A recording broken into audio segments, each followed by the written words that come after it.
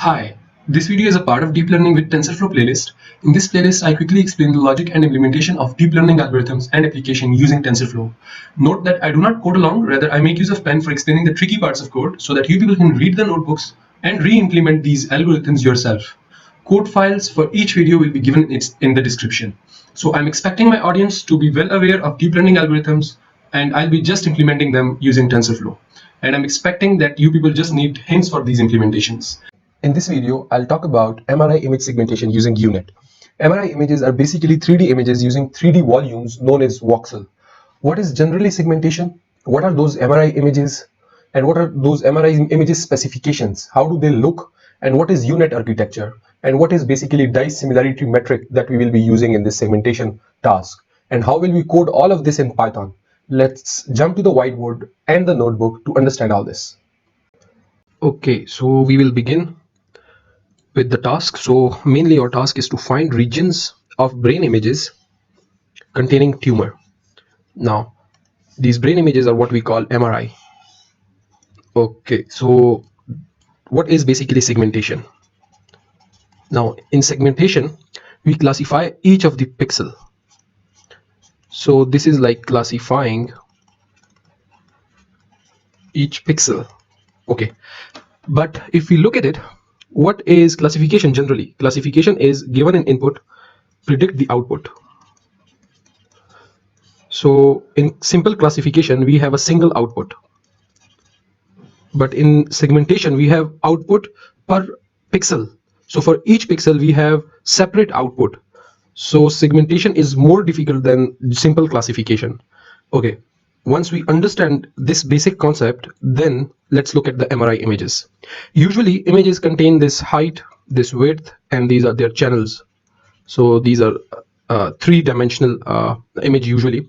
So if we have the image which is black and white, so it means the channel is equal to only one.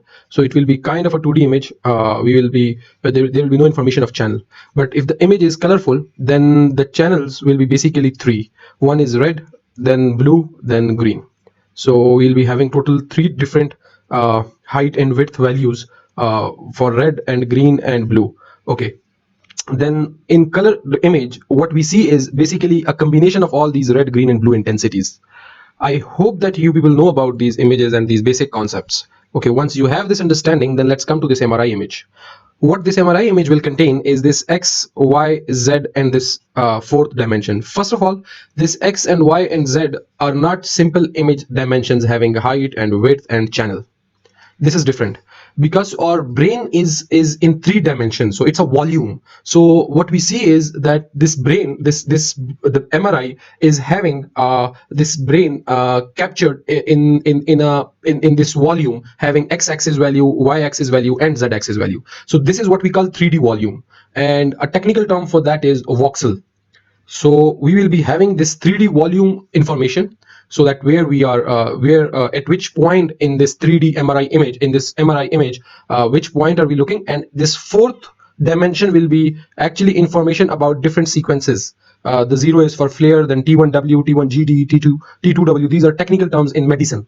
So those who are in medicine, so if you are interested in this subject, then of course you must know these four different values. But our main task is that given this MRI image, we want to predict the tumor intensity and tumor for each of X, Y, Z, for each of point in the 3D MRI volume, in 3D MRI image in our brain. So we want to find the points in our brain which contain tumor, which contain this disease. Okay, so the output for training purpose will be having this X, Y, Z values, a 3D array, where the 3D array will contain the value of 0, 1, or 2, or 3, this integer value, where 0 is just background, 1 means edema, this is one condition, then 2 means a non-enhancing tumor, and 3 means enhancing tumor. So this is what we will basically see. So this X, Y, Z will be having integer value for each voxel. For each of the voxel means for each of X and Y and X, Y, and Z point. Okay, what does that mean? It means we can visualize each of the voxel with the color. If consider this is first voxel, second voxel, third voxel. This voxel mean XYZ value, and in this voxel we have this edema. So in this voxel we will be having this value of 1, and for non-enhancing it will be 0 and 0. So in a way this can be captured as a red, green and blue. So in this case the red is 1, the green is 0, the blue is 0. So somehow what I'm trying to say is that what is the condition for each voxel, we will be able to see that using these colors, and the color red, green or blue will represent the class of tumor that is present, and at the end we will be predicting these class of tumors using these voxels as an input. Okay, once we are clear here, then I want to talk one more thing when it comes to visualization. So if you want to visualize these 3D images, 3D MRI images, so in technical terms, in medical terms, and doctors know about that, so of course, there are different planes. So consider 3 planes. One is sagittal and the coronal and transverse. So this is a representation of those planes. I hope so it is more better seen here. So one of the so it's YZ plan, then it's YX plan coronal, and XZ plan, this transverse is XZ plan. Once you know about these planes, these labels, these 3 different labels and their color that we will be showing you in this voxels, and each of this voxel, if you know all of this till now, then perfect, we are in the perfect shape to move forward. Let's move forward and let's look at this another thing, what we are calling generate subvolumes.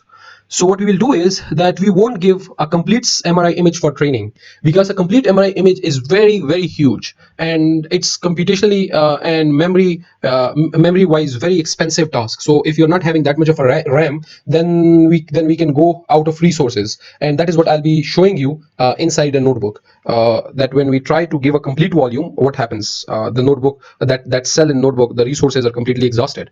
But once we divide, we take random subvolumes, and in those subvolumes what we do is we standardize data. First of all, we make the mean 0 and standard deviation 1. Once we do that for each of the subvolume, I'll be also showing that in notebook. Then we will apply this unit model for segmentation purpose. Unit architecture somehow looks like that, in which we go downward to level 4, level 1 to level 2, level 3, level 4, where we are doing convolutions. And once we reach there here, then we go up where we deconvolve. So along with deconvolution, we also give this information from each of the level, share this information from each of the level to its corresponding up level. So this is how it will work. I'll show how we will encode it in Python from scratch. But few things that you need to know. One is that we are dealing with 4 levels here, and in each level we are having this convolutional conv 3 cross 3. After that we apply ReLU. So this is within one level, these 3 things are happening, and then this red line shows the pooling, max pooling of 2 cross 2, and then this con and pooling happens again and again and again. After that, then what we do is we do upsampling, and in upsampling what we do is, first of all, we upconvolve. So this is deconvolving it to make the size bigger, and then what we do is we then again go up for each of the level, but along with going up we share these level information, which is the output of level 3. We also share it here. So I'll be just coding this from scratch, and you'll be having a better idea there. Once we code it and we predict the output given the input image, that given the input volume instead sub volume, if you have a good RAM and you can use this whole volume, it's perfect. But generating sub volumes is also a good idea given we have limited resources. Then what we will do is we will look at the error metric. What we want to minimize, we want perfect segmentation. It means, suppose we have this prediction, the A is prediction, suppose A is prediction and B is actual values at each pixel. So what we are interested in is that we want this similarity between these two images. Consider these images. So this is what we are calling dice similarity coefficient. How will we find it? We will find the intersection between them, and we will divide it by this A and B. Once we do that, then this will give us an integer value. This will work first of all with integer values. A and B both must have integer values, but we are dealing here with the probabilities because this unit architecture will output probability. So how to calculate this dice similarity for probabilities, I'll be also showing that. But let me just show you this formula for simple dice similarity and a coefficient, where this is the prediction part, and this is basically the actual values, and we multiply it. This is kind of encoding this A intersection B part, and this is again prediction, and this B, and this is kind of a denominator part. Okay, for multiple classes we have to just divide it by 3 and DC1, 2 and 3, add it and take mean for each of the class. Once we do that, then again it is good for intuition but contains 0 or 1 and our model outputs probability, so we will use soft dice similarity coefficient. And what is it? I'll show the formula for that, and you can look at it inside Google. Then we will evaluate our model. These are two important evaluation metrics: sensitivity and specificity. I'm expecting that you know about that. If you don't know about it, so then it is basically true positive divided by true positive plus false negative. Specificity is true negative divided by true negative plus false positives. Now true positive, false negatives, I'm expecting that you know it, because these are very basics of classification evaluation metrics, and these are also used in precision and recall and confusion metrics and all of the details. I'm expecting that you know that. Okay, once we know all of this, then we are good to go. We can directly jump to a notebook. But let me revise what I just said. So first of all, segmentation task. I explained this segmentation task where we are predicting each of the pixel. Then I explain this input image that we are having, and this voxel, each point in this volume. So this is actually not an image. This is kind of a volume that we are giving. So this is like volume segmentation. Then we have talked about the output, where for each voxel we are having either edema, non-enhancing tumor, or enhancing tumor. Then we could visualize those edema and non-enhancing and enhancing tumor using RGB, and we will be also looking at the voxel at each of the volume from different sections. So these are different sections of the 3D volume, which doctors know and are interested in usually. And then how will we train the whole model? We will generate these subvolumes. We will standardize the data. We will first of all draw this unit model. We'll define this unit model and compile it. After that, we will just run it to predict. After prediction, we will define this error metric with dice similarity coefficient. Once we have that, then we will finally evaluate it using sensitivity and specificity. Let's jump to the notebook. So we have this segmentation task at hand. First of all, we will just import all the libraries and all the relevant layers and all the things that we will be needing. Then I have explained this MRI dataset here. This is where we'll be exploring this dataset. So this first section is all about exploring the dataset, and this is I have explained in detail. So we have data stored in our directory. Then we load the data, and this is the shape where 240, 240, 155 is kind of a volume, and these 4 are different sequences. And these are the labels for each of the voxel. Okay, in this volume. Then these colors are actually corresponding to edema and all of the things that I've already explained. Then what we will do is we will normalize it using CV2. Okay, actually we don't need that CV2 because this is generally min-max normalization. Just subtracting the minimum and then dividing by max minus min, so that all the values are in between 0 1. Okay, once we do that, then what we will do is let me show you. Then we will generate different planes, as I have already explained. This is like generating this coronal plane. We are adding this another one axis in this labeled image. So this is like I'm just creating this labeled image. After having this labeled image, then what we are doing is, how do we create this labeled image? We have actually this red RGB edema, non-enhancing tumor and enhancing tumor labels here, and we just append it with the original image. So we have this 3 another dimension with this image 240, 240, 155, this volume basically. So this is the volume 240, 240, 155, and these 3 are actually the classes. And then what we will do is we will add another dimension to it. Why do we add that? Because we want different planes. So for coronal plane, we will transpose and readjust this basic dimensions into this new dimension, and for transversal plane we change this into this new dimension, and for sagittal plane we change it to this new dimension. Once we have all of these 3 dimensions, then we will look at the input data with labels. So this is the coronal plane, this is the transversal plane, and this is the sagittal plane of the brain containing this disease, containing this red RGB, and R means something, and G means something, green means something, red means something, and blue means something, as I have already explained here. And red is edema, green is non-enhancing tumor, and blue is enhancing tumor. So this is how we see it. I hope that you understand this part. If you have understood this part, it means you have understood this data. Once you have understood this data, then I think so it's much easier to work further. And understanding this data, let me remind you, these are not simple images, these are volumes. So that's why all of these images are having X, Y, and Z component to it. Once we have these 3 components, then we are having 3 different classes. So this is like depth that we add to or input image containing volumes of X, Y, Z. Once we have that, we can simply visualize it by dividing into different planes that we want. Okay, once we have that, this is just for creating GIF. Once we have this GIF, so you can just visualize it in different planes. 3 different planes are seen here. You can see all the 3 different planes and their corresponding outputs here. Okay, once we have that, then we pre-process these patches of data where we standardize and we generate the subvolume. So this is where we are calling this function get subvolume. So this is randomly generating a subvolume of 160 comma 16. Okay, so it has nothing to do much. It has nothing much to do with the logic. It's all about numpy manipulations. Okay, once we have done that, then this is test case to see if we have, or if our implementation is right or not. Okay, once we are done with all these tests, which we see that they are right, then what we will do is we will load our file or data. Then we will look at this application of this function get subvolume. So if we look at the shape, then of course we have just achieved it, and we have retrieved this 160 comma 16 volume subvolume out of that whole MRI image volume. Then this is the output, 160 16 comma 3.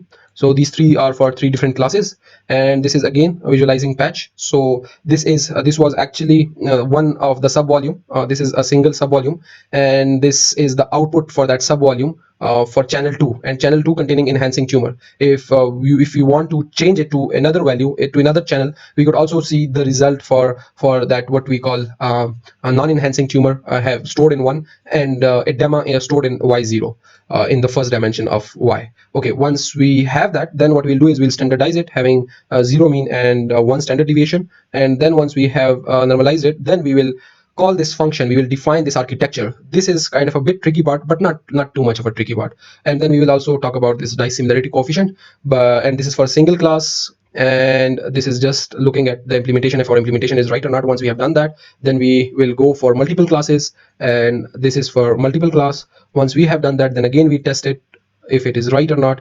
Once we have tested it, then this is soft dice loss, and this is the formula for soft dice loss. You can check it out in the Google, but the main idea is same as I have already explained in dice loss. And once this is for multi-class soft dice loss, and this is actually the implementation of the numerator and denominator part, and we combine it to create this dice loss function. Once we have this dice loss function, then we will first of all check it whether the implementation is right or not. This is test case 2. This is test case 3. Once we are completely sure that it is right after 6 different test cases, then we will focus on our unit model. Okay, in unit model, we will be having these 2 different blocks. One is convolutional block, and another one is this get up convolution. This is deconvolution. Why we are calling the function for that? Although we are just doing simple 3D convolution here. So this is a 3D convolutional layer. Because this is a function, why? Let me just go and let me show you this unit model here. If we see, so we have an input image. Using this input image, this is a convolutional layer, again convolutional layer, and then we have a ReLU activation function. And given this ReLU activation function, we the output of that is then max pooled, then again convolution ReLU, max pooled, convolution, and then again we have a kind of a ReLU, then pooling, and then convolution, then again convolution, then pooling, and then convolution, and then upsampling. Okay, first of all, from this upsampling we go upward. So first of all, we have seen the pattern in 2 things. One, it goes up to this depth. So this is the depth of unit model. Okay, up to this depth we have this convolutional block containing this. We have this convolutional layers applied again and again in the multiples of 2, and for each time we have different dimensions of convolutional layer. If you look at it, for each time we have different dimensions. So instead of writing this convolutional layer again and again, we have defined a function which we will be applying given the input parameters as different dimension as explained in this unit model. That's why we have defined this convolutional function, and inside we are just applying this con3D layer. Okay, in this get up convolution, deconvolution, this same thing is happening. As this green line is up convolution, this is again up convolution, up convolution, up convolution. So for each of these up convolutions, we have just called this function, and we will be using the input parameters to generate different kind of up convolutional layers. Okay, let's combine all of this. As I have already explained the depth, we will be storing the levels. What are levels? As I have already explained, maybe I guess this single block of convolution, and this ReLU is called level 1, and then we have level 2, level 3, level 4. Each of this level will be used for during upsampling. So we will store this information in this levels list. Okay, then for up to the depth, I mean while going downwards, this is going downward. This for loop is for going downwards. What we do is we first of all create convolution, and then we again create convolution, and then we max pooled given if we have not reached yet depth. Once we reach depth, then we don't max pool it. Instead we concatenate this layer 1, and we just call this current layer this layer 2. Why? Let me show you that. So this is 2 times convolution for the first level, and then max pooling.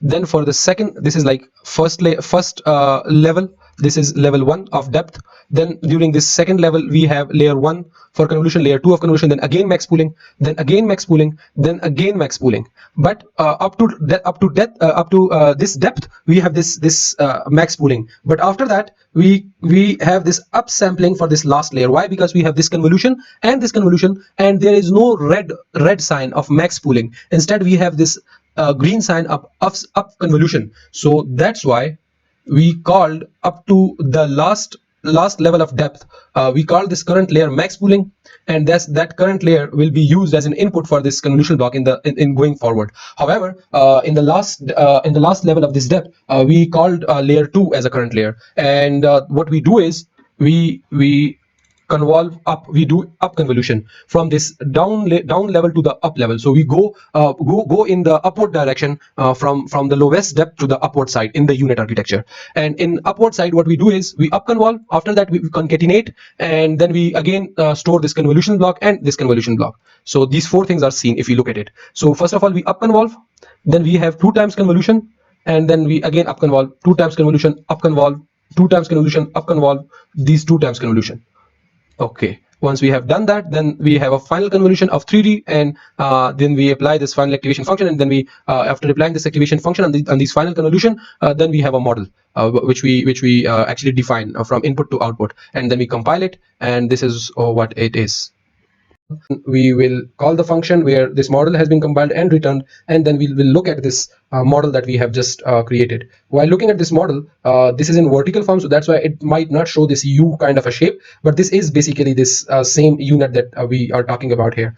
You can just confirm it after saving and rotating this model. Okay.